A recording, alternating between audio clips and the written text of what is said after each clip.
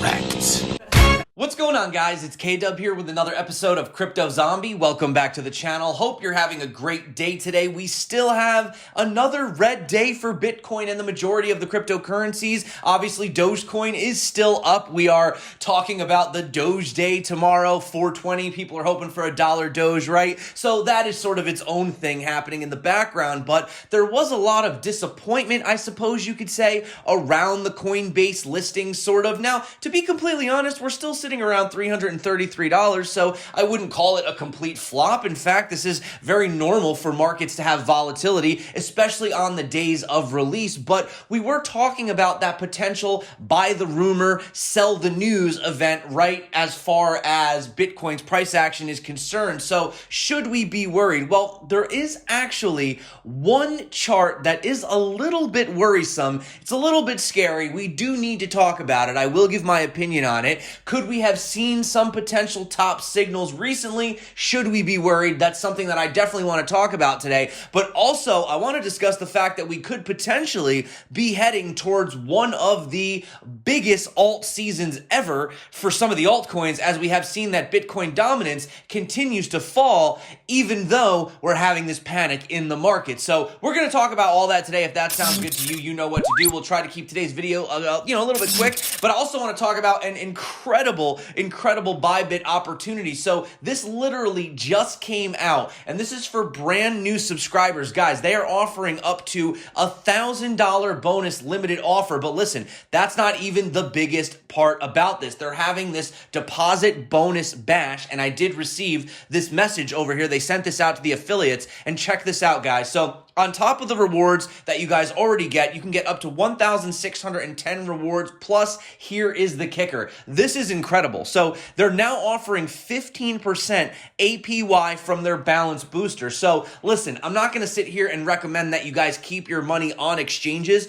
but let's be honest, a lot of people do keep their money on exchanges. And that way, if you're actually using Bybit, even if you're not even trading and you just leave your money on it, they are going to give you 15% APY, which is one of the highest rates out there, guys. So I just wanted to bring this news to you. This is incredible. If you guys are interested, check out the links below in the description. You also get the extra exclusive bonus, so be sure to use the link below. And if you guys are interested in learning how to trade, check that tutorial popping up above. But 15% APY. I had to bring that to you. That is absolutely incredible. So check that out, guys. Like I said, no one else is doing that that I know of except for Bybit. So that is definitely a very good opportunity. And I just wanted to bring that to you guys. Obviously, check that out. Be safe. Don't use high leverage, all that. But yeah. So getting back to the chart, let's talk about this insane CME futures gap right here. So obviously, we are known for filling these futures gaps. Now, usually these tinier gaps I wouldn't really get too concerned about. However, interestingly enough, let's just point out the fact that we did in fact have a CME futures gap down here. Now this happened from March 26th to March 29th, and we did in fact have a gap down here, which was exactly down at this $54,000 level, which over on CME futures, we actually have dumped down to actually fill that level, which sort of makes you think that maybe we are still filling these gaps. Now, on the bright side, if you do believe that we will continue to fill these gaps, then we do have a giant gap right here up around $60,260. So we would assume that Bitcoin would pump up to fill that gap, right? But having a look right here, what are we seeing on the structure? Does it look like the structure has broken? Should we be worried about these lower levels? Well, as far as I can tell,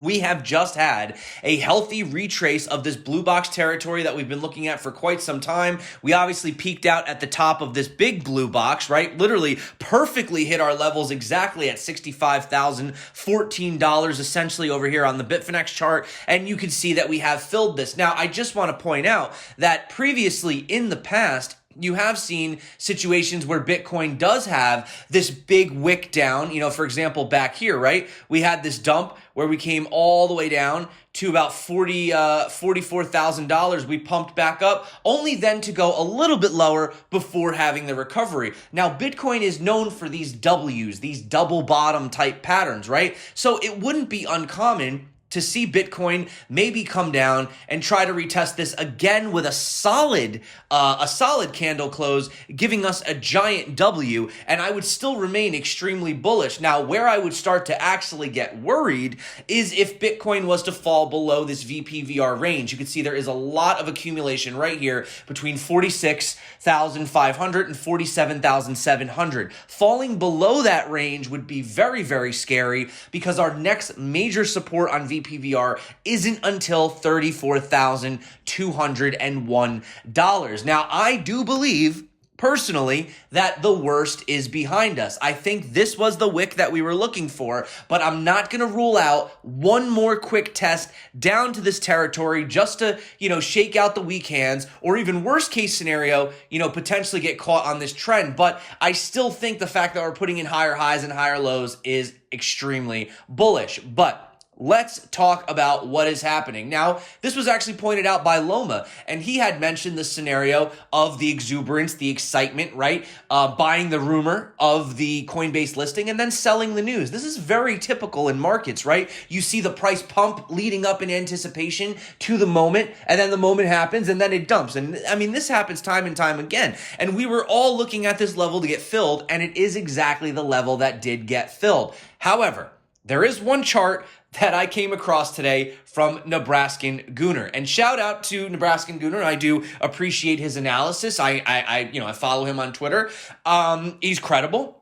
But he is talking about this distribution pattern that he's been watching, okay? And it's a little scary to see exactly how similar this is. I mean, if you look at this, Bitcoin is playing out almost exactly as this pattern would suggest. And unfortunately, as you can see right here, it does point to the fact that we are in phase C, exiting phase C, potentially looking for phase D and E. Now, if that's the case, that would actually take Bitcoin potentially to even just below $40,000, maybe even to the $39,000 level. Now, keep in mind, Tesla, arguably one of the biggest public figures, players saying that they've invested in Bitcoin, they were accumulating right around $33,000. So he says he would not see this out of the cards before pushing to the next highest level. Now, this is possible, but it would be somewhat uncharacteristic of Bitcoin. Bitcoin doesn't usually tend to move in those typical patterns. Now, of course, Bitcoin has had a 12-year history. Is it possible that this is actually happening? Well, let's point it out right now. If he is making a mention of this perfect distribution schematic, then I would assume a lot of other pattern traders are also looking at this schematic as well. And we know that often if everybody is looking for the same thing, it usually doesn't happen. So I wouldn't be surprised to see this completely invalidated. Obviously, we have an entire week ahead of us. It's only Monday, right? So I do believe that we're going to most likely pump up to fill that CME futures gap up here. And I think we're going to have a revisit of probably around the $60,000, $59,000 level before having any other kind of pullback. And also the fact that we haven't broken out of this trend to the upside just yet, it's kind of hard to get bearish, guys. I mean, I'm not going to officially get bearish on the channel until we start putting in some lower lows, which we haven't really done yet. So unless I see something like that, there's really no reason for me to become a Bitcoin bear. But I did want to bring you this because this is a little bit scary how Bitcoin has been playing out almost exactly. So I mean, do your own research. Let me know what you guys think. I just wanted to bring that to you. It was a little bit of a scary situation, but as Rec Capital pointed out, look, you got to keep things in perspective here. Bitcoin had 12 dips in 2017 between 10 to 25%, 6 major corrections of 30 to 40%. That's 18 pullbacks in total. Now, this year, we've only had 6 dips from 14 to 26% and only 1 major correction. That makes 7 pullbacks in total so far. So he just says to keep things into perspective, okay? This is typical of the cryptocurrency market, of the Bitcoin market, right? And regardless of whether or not we're maturing and getting accepted and institutional money is coming in, it is still Bitcoin. It is still a somewhat illiquid market, although let's be honest, it is becoming quite more liquid compared to where it has been in the past. And let's also be honest about it. There was a lot of FUD that came out sort of all at once, right? But the fact that we've still been able to put in a higher low, even with the triple threat of FUD that came out, is still pretty good. In fact, Kristen Smith, she's executive director of Blockchain Association, dismissed the fears that the U.S. Department of Treasury was close to cracking down on Bitcoin and cryptocurrencies. So obviously there were some rumors about bringing money laundering charges against some of the financial institutions. But in an interview with CNBC, she debunked the report, stating that it was the Department of Justice's remit to charge companies with money laundering. So it was in fact fake news, right? And we have seen the market recover, but it also has been a little bit of a difficult journey. And usually after you see these types of crashes, you usually do have a week of recovery. So I wouldn't be surprised if we even go sideways and down potentially for the end of the week, just to create that level of uncertainty, right? But look at this. Time Magazine now is accepting crypto for subscription payments. So, here you have the FUD on one side, but you have the proof on the other side that we're still fundamentally doing just fine. Nothing has changed. And even with the big hash rate scare, okay, I understand there is some concern about potential centralization, but over time that will adjust itself. And don't forget that Bitcoin in its own self has an adjustment mechanism within the protocol to combat these types of scenarios. So once again, it's just a lot of uneducated FUD being spread around, panic selling, and all these other things, right? The other thing to point out, guys, is that we could be potentially on the verge of a very, very massive alt season. Now, I was hearing a lot of people say that, Dogecoin being the number 5 cryptocurrency up 400% in a week, that is a sign of the bubble top. Now, when you see these types of things, it is a little bit concerning, but you also are seeing the fact that we are looking for a potential alt season moving forward. And not to just mention the fact, like if you just want to see, for example, what Coinbase is doing, they're actually contemplating adding support for more than 100 new altcoins after enabling Engine and Cardano. Coinbase CEO Brian Armstrong reveals that the exchange is adding more cryptocurrencies to its coin roster as he explains why people should invest in the company. He says, we're also kind of what you might call an indexed bet or a leveraged bet on the crypto space more broadly, because we're kind of selling picks and shovels. We're helping people access and use this new technology. So I think we're going to grow along with the crypto space. And here's a list of all the potential altcoins they're looking to list. But look, to be totally honest with you, if you think that this Dogecoin pump is as good as it gets, guys, I'm telling you, this is nothing like the alt season that we saw at the end of 2017. I'll let you know when I think the top is in. I don't think the top is even close to being in. Not until you're seeing these altcoins. Yes, okay, one, Doge. Doge is pumping, okay. But you're not seeing all of the altcoins pumping 30%, 50% every single day. And I'm telling you, that is going to happen. And we could be right around that corner with this Bitcoin dominance. So what I'm actually looking to do is obviously have these smaller allocations to some of these altcoin positions because, hey, if it's 5% of your portfolio and you lose it, who cares? It's 5%. But if you're having 500% days like Doge and you're having 5% of your portfolio 5xing, well, then that could add up. And that's why, you want to have that potentially smaller sort of exposure to altcoins. Obviously still keep Bitcoin as my primary. Of course, I just wanted to bring you guys a few different projects I was keeping my eyes on. Now, More Finance is one that caught my eye over here. They've had a lot of investment from pretty interesting in this private round. Look at this. They have 3 commas right here, which really caught my eye. Prometheus, which we had mentioned, they went on an absolute tear as well. Spark Capital. And so essentially you could see these guys, they're bringing the best of traditional finance instruments such as options and interest rate swaps into the DeFi world, increasing DeFi's capital efficiency. In addition, More intends to build on the maturing cross-chain protocols and address constraints such as high gas costs and limited asset exchanges to create a borderless lending platform. And obviously, decentralized derivatives is in fact something that I have been super interested in lately. You can see they are multi-asset. The platform optimizes collateral utilization, return streams, gas efficiency, liquidation protection, and more.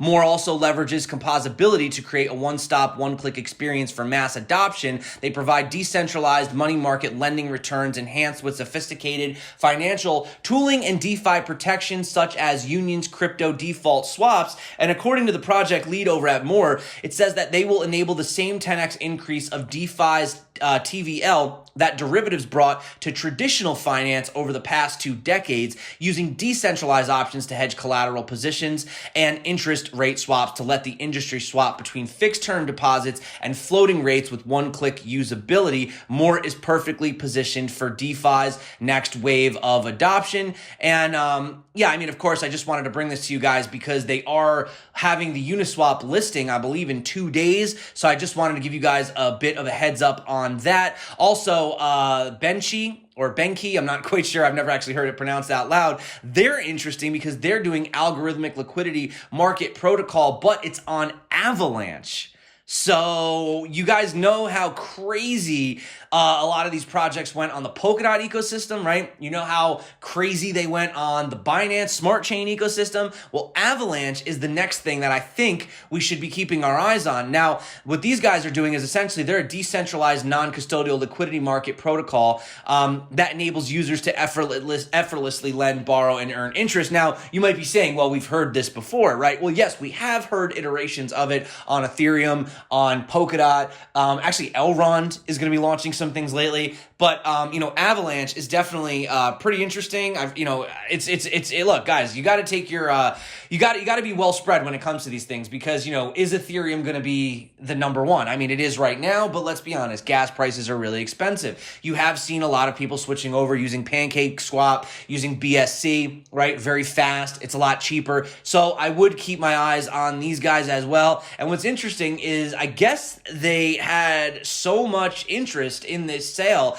that they're going to be opening a second round for public sale registration, and this is on April 22nd. So wanted to update you guys on that as well. And speaking about BSC, you can see Pancake Swap is allowing you to now stake your Chain Guardians if you want to farm Cake as well. That was some pretty big news. And also Convergence Finance, they shared this really big deep dive about how they're looking to make unicorn investing accessible to everyone. So definitely also check that out. Follow them on Twitter. This is a really good read. I don't really have time to go into it in today's video, but go check it out. Convergence Finance. This is a really good article. Read that up. Check it out. But wow, guys, huge news for Bybit over here with this $1,000 bonus. Like I said, I mean, this is incredible. 110 from the bonus bash, 100 from Rewards Hub, 500 referral program. Obviously, you have the extra 200 if you use the link below, and 15% APY from Balance Booster. Even if you're not trading, if you're just holding your funds, you get 15% APY. This is why Bybit is leading the way, guys. These guys are obviously yeah, I mean, that's just incredible. 15% APY. I mean, I'm not telling you to leave your funds on the exchange, but I mean, that's a pretty good offer, guys. A pretty good offer. So check that out below in the description if you guys are interested. Remember, you do have to use the link below if you want to get those extra bonuses. I will leave that link below in the description. But that is it for me today, guys. Thank you so much for coming back to the channel. You guys rock. And if you haven't seen these videos that are popping up right here, right now, check them out. And until next time, stay crypto. And of course, peace out.